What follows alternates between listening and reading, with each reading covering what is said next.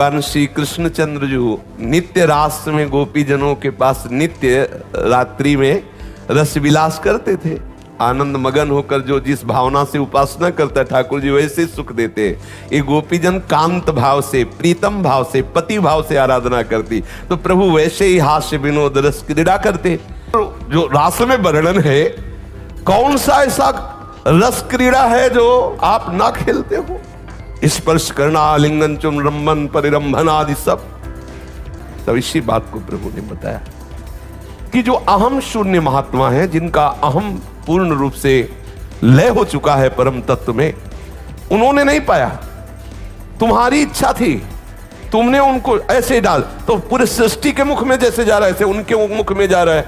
वो अहम भोक्ता बन के नहीं पा रहे, इसलिए उन्होंने नहीं पाया। आपकी दृष्टि में पवाया गया, आपकी दृष्टि में वो पाए, लेकिन स्वयं ना उनकी इच्छा है ना वो भोक्ता है। स्वीकार कर लिया कि सारे कर्म किए, चुंबन करना, यानी एक पति का जो सारा काम होता है वो सारा काम जो है गोपियों के साथ तरीके से ने किया। जो और फिर जो है इन्होंने क्या किया, सच को स्वीकार करके फिर उसके ऊपर लीपापोती कर दी, अपने अज्ञान की लीपापोती कर दी। कह रहे वो तो गोपियों की इच्छा थी, भगवान श्री कृष्ण जी की इच्छा नहीं थी, इसलिए वो भोगता नहीं थे। राजा परीक्षित खुद कह रहे हैं कि भगवान श्री कृष्ण ने पर स्त्रियों को स्पर्श करने का ये निंदनीय कर्म क्यों किया। ये वही भागवत पुराण है, खुदा सागर गीता प्रेस गोरखपुर से प्रकाशित, ठीक है। इसके में आते हैं दसम स्कंद में आते हैं, यहाँ पे 33वें अध्याय में भगवान श्री कृष्ण ने अपनी प्यासी गोपियों के साथ यमुना के पुलिन यमुना जी और उनके वन में विहार किया। तो राजा परीक्षित क्या कहता है, देखो परीक्षित ने पूछा, भगवान श्री कृष्ण सारे जगत के एकमात्र स्वामी हैं, उनके अवतार का उद्देश्य ही यह था कि धर्म की स्थापना हो और अधर्म का नाश हो। फिर उन्होंने स्वयं धर्म के विपरीत पर स्त्रियों का स्पर्श कैसे किया। देख लो भाई, धर्म के विपरीत जाकर पर स्त्रियों का स्पर्श कैसे किया। मैं मानता हूँ कि भगवान श्री कृष्ण पूर्ण काम थे, उन्हें किसी वस्तु की कामना नहीं थी, फिर भी उन्होंने किस अभिप्राय से यह निंदनीय कर्म किया। यानी कि ये जो है पर स्त्रियों का स्पर्श करना, यानी कि पर स्त्रियों का स्पर्श करना, ये एक निंदनीय कर्म था, निंदनीय कर्म।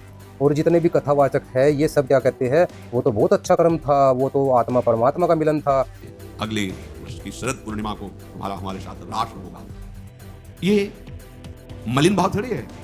बताओ, जो राजा परीक्षित जो लाइव इस कथा को सुन रहा है वो खुद कह रहा है कि ये पर स्त्रियों को स्पर्श करने का ये निंदनीय कर्म भगवान ने क्यों किया। और ये कथावाचक जो है इस पे जो है लीपापोती करते हैं, अरे वो तो बहुत अच्छा वो था। यानी जो लाइव कथा सुन रहा है वो राजा परीक्षित, वो गलत है या ये प्रेमानंद जी गलत है, जो कि हजारों साल बाद उस कथा को पढ़कर सुना रहे हैं। ये समझदार है कि राजा परीक्षित समझदार था, जो सुखदेव ऋषि के मुख से ये भागवत की कथा सुन रहा था। तो ये जो लोग हैं प्रेमानंद जी जैसे, ये केवल सच्चाई पर पर्दा डालना चाहते हैं।